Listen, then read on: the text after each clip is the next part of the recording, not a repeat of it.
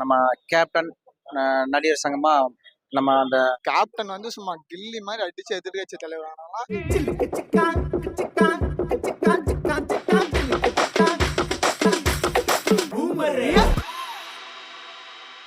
கோயம்புத்தூர்ல இருந்து வர்றாங்க. கேப்டனோட மறைவு செய்தி கேட்டு எங்க ஊரே வந்து சோகத்தால் ஆழ்ந்துருச்சுங்க. உண்மையாவே இது மாதிரி ஏழை பங்காளன் இழந்து வாடுறது ரொம்ப வேதனையா இருக்குங்க.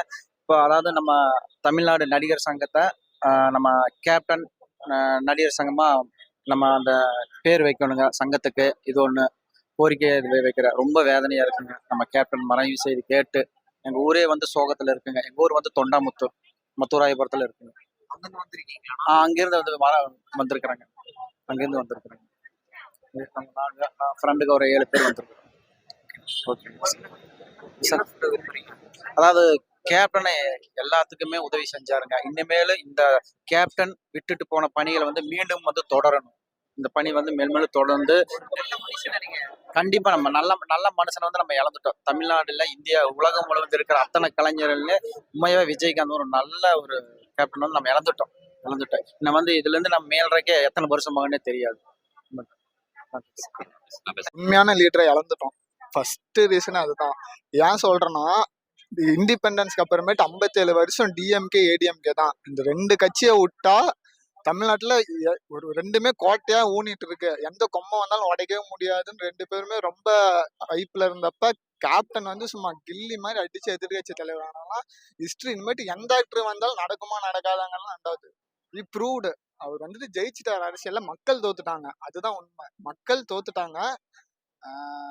ஆனா எனக்கு என்ன ஒரு சந்தோஷம், மக்கள் தோத்தாலும் கேப்டனை கைவிடல. ஏன்னா 13 வருஷம் வந்துட்டு ஒரு அரசியல் இல்ல, 13 வருஷம் வந்துட்டு படத்துலயும் நடிக்கல, இவ்வளவு ஒரு கிரௌடுனா அது வந்துட்டு சாதாரணமான விஷயம் கிடையாது. நான் யாருக்குமே அழுந்ததே கிடையாது லைஃப்ல.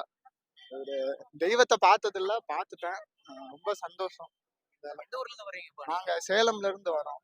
காலேஜ் படிக்கிறீங்களா? காலேஜ் படிக்கிறோம் நாங்க. ரொம்ப நல்ல மனுஷங்க.